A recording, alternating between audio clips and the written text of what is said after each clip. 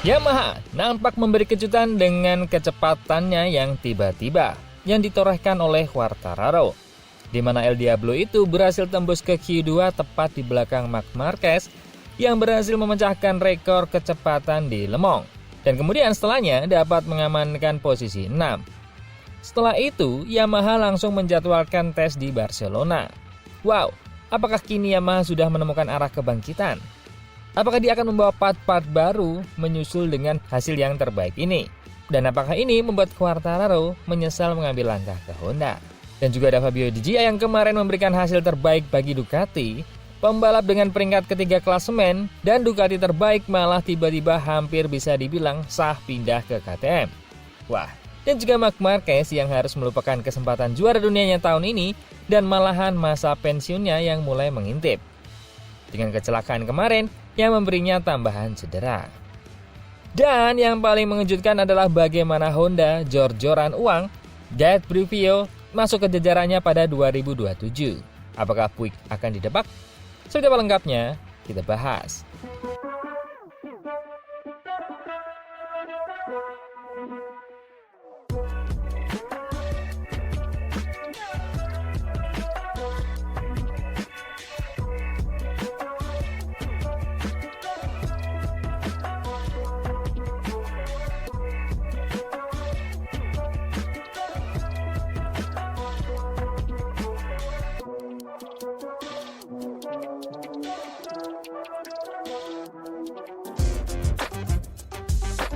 Quartararo memberikan sinyal paling kuat sejauh ini bahwa Yamaha mulai keluar dari masa sulit pada MotoGP Perancis 2026. Di tengah tekanan besar sebagai pembalap tuan rumah, Quartararo justru mampu mengubah akhir pekan yang nyaris berantakan menjadi hasil menjanjikan. Setelah hanya berada di posisi ke-17 pada hari Jumat, dia bangkit secara impresif dengan menutup akhir pekan sebagai salah satu sorotan utama di Le Mans. Perjalanan Quartararo menuju hasil tersebut tidaklah mudah. Dia harus memulai dari Q1 setelah gagal menembus 10 besar pada sesi latihan. Namun di saat banyak pembalap goyah ketika harus mulai jalur tambahan, Quartararo justru tampil tajam. Dia sukses lolos ke Q2, mengamankan posisi start ke-6, lalu menjaga konsistensi dengan finish ke-5 di sprint dan ke-6 pada balapan utama. Itu menjadi akhir pekan terbaik Yamaha sepanjang musim 2026. Hasil ini terasa sangat penting karena sebelum di Le Mans, Yamaha kesulitan besar untuk sekedar bersaing di papan tengah. Posisi ke-14 bahkan sempat menjadi hasil terbaik mereka di balapan utama musim ini. Kini Quartararo bukan hanya masuk 6 besar, tapi juga mampu finish hanya 7 detik dari pemenang balapan. Selisih tersebut menjadi indikator nyata bahwa Yamaha mulai mendekati ritme para pabrikan terdepan.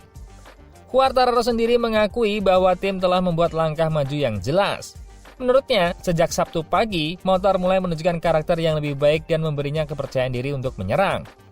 Dia juga memanfaatkan strategi berbeda dengan memilih ban depan lunak saat sebagian rival memilih kompon keras. Keputusan itu terbukti efektif karena Quartararo mampu tampil agresif di lap-lap awal dan menempatkan dirinya di posisi depan sejak start. Lebih dari sekedar hasil satu balapan, performa ini menunjukkan bahwa pengembangan Yamaha mulai bekerja.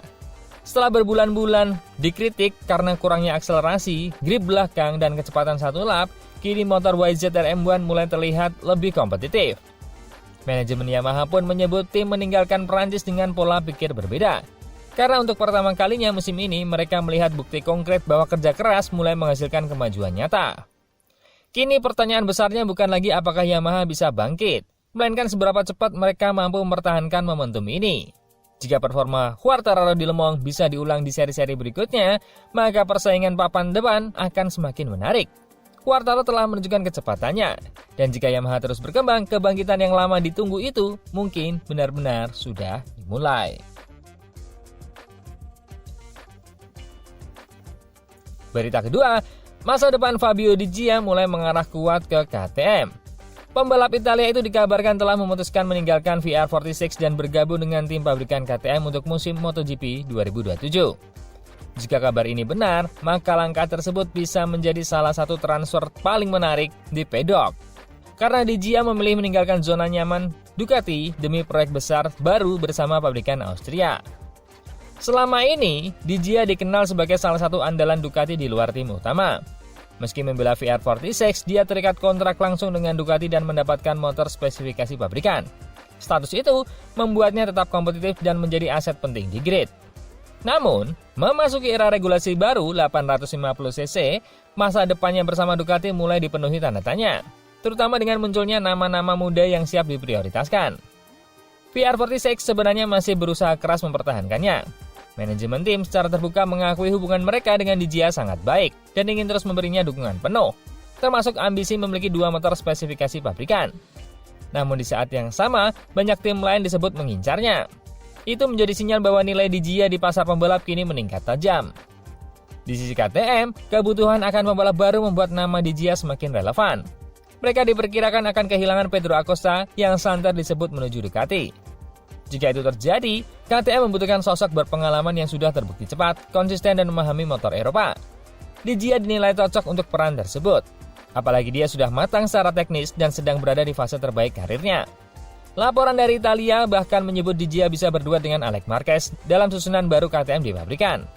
Jika kombinasi ini terwujud, KTM akan memiliki 2 pembalap dengan pengalaman besar sekaligus kemampuan bertaruh di papan depan. Dia juga menunjukkan bahwa KTM tidak ingin sekedar bertahan, melainkan menyiapkan proyek serius untuk era baru MotoGP 2027. Meski belum diumumkan secara resmi, arah pergerakan ini terlihat semakin jelas. Jika Fabio Dijia benar-benar hijrah ke KTM, maka itu bukan sekedar perpindahan tim, melainkan pernyataan besar bahwa dia siap keluar dari bayang-bayang Ducati dan menjadi pusat proyek pabrikan lain. Kini, tinggal menunggu waktu, rumor panas, atau keputusan yang sudah sah di balik layar. Puncak ketiga, harapan Marc Marquez untuk mempertahankan gelar juara dunia MotoGP 2026 mulai memudar drastis setelah Ducati mengonfirmasi sang juara bertahan harus menjalani operasi ganda usai kecelakaan keras di Le Mans.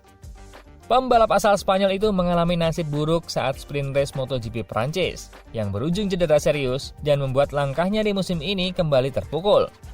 Di saat para rival terus mengumpulkan poin, Marc Marquez justru harus menepi di fase penting kejuaraan. Ducati menyatakan operasi yang dilakukan di Madrid berjalan sukses. Prosedur pertama dilakukan untuk menstabilkan patah tulang metatarsal, kelima pada kaki kanan. Cedera yang dialami akibat high set di akhir sprint race. Cedera tersebut otomatis membuat Marquez absen di balapan utama di Le Mans, yang kemudian dimenangkan oleh Jorge Martin bersama Aprilia. Absennya Marc Marquez menjadi pukulan telak dalam perebutan gelar karena dia kembali kehilangan poin besar. Tak hanya kaki, Marquez juga menjalani operasi kedua pada bahu kanannya. Cedera ini ternyata sudah lama mengganggu sejak kecelakaan besar di MotoGP Indonesia lalu. Insiden tersebut merusak material logam lama hasil operasi sebelumnya, bahkan menekan saraf radial dan mempengaruhi performanya sejak musim 2026. Ducati mengungkapkan tim dokter harus mengangkat 2 skrup serta fragmen tulang yang bergeser demi memulihkan kondisi bahunya. Masalah bahu inilah yang diyakini menjadi salah satu penyebab performa Marc Marquez musim ini jauh dari dominan. Meski beberapa kali mencoba bertahan, juara dunia 9 kali itu kerap terlihat kesulitan menunggangi Ducati secara maksimal. Kini, setelah harus menjalani 2 operasi sekaligus, peluangnya untuk bangkit dalam waktu cepat semakin berat.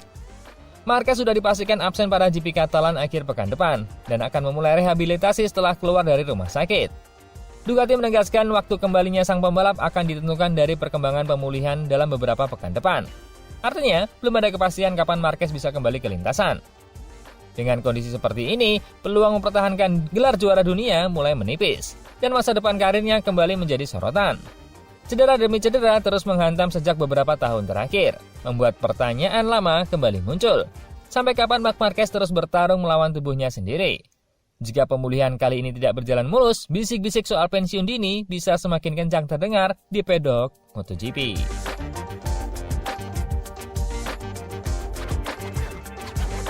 Berita keempat, Honda disebut telah menyiapkan langkah berani yang bisa mengguncang pedok MotoGP.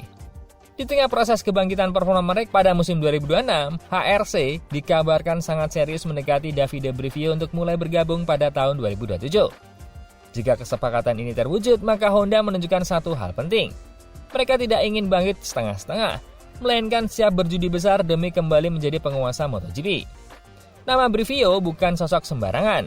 Dia dikenal sebagai arsitek di balik kebangkitan Yamaha saat merekrut Valentino Rossi, lalu kembali menciptakan keajaiban ketika membawa Suzuki dari proyek mati suri hingga menjadi juara dunia bersama Joan Mir. Kini, Honda diyakini ingin menggunakan sentuhan emas yang sama untuk membangun ulang proyek mereka memasuki era regulasi baru 850cc. Menariknya, Brivio disebut tidak akan turun langsung menangani operasional balapan harian. Honda justru menyiapkan sebagai fitur strategis tingkat tinggi yang bertugas merapikan struktur organisasi, arah pengembangan, dan visi jangka panjang tim. Ini menaikkan HRC mulai sadar bahwa masalah mereka bukan sekedar motor di lintasan, tapi sistem internal yang selama ini dianggap terlalu kaku dibandingkan pabrikan Eropa. Langkah ini juga menunjukkan Honda mulai berani meninggalkan gaya lama yang konservatif. Selama bertahun-tahun, HRC dikenal sulit membuka diri terhadap model manajemen luar. Namun kini mereka justru mengejar tokoh Eropa berpengaruh untuk membenahi fondasi tim. Bila benar terjadi, ini bisa menjadi perubahan budaya terbesar Honda sejak era kejayaan mereka bersama Marc Marquez. Di sisi lain, Alberto Puig disebut tidak akan tersingkir. Dia kemungkinan tetap berada di struktur HRC, tapi dengan fokus utama besar pada hubungan pembalap dan jembatan komunikasi antara rider dan manajemen. Kombinasi Puig dan Brivio akan menjadi duet menarik. Satu kuat di pedok, sisi manusiawi, satu lagi ahli membangun proyek juara dari belakang meja. Pertanyaan besarnya kini sederhana. Apakah Honda benar-benar siap berjudi total? Merekrut Brivio berarti mengakui bahwa cara lama tak lagi cukup untuk menang. Jika rumor ini menjadi kenyataan, maka rival-rival Honda wajib waspada. Karena pabrikan Jepang itu tampaknya sedang menyiapkan revolusi besar-besaran untuk musim 2027 dengan modal yang tak terbatas.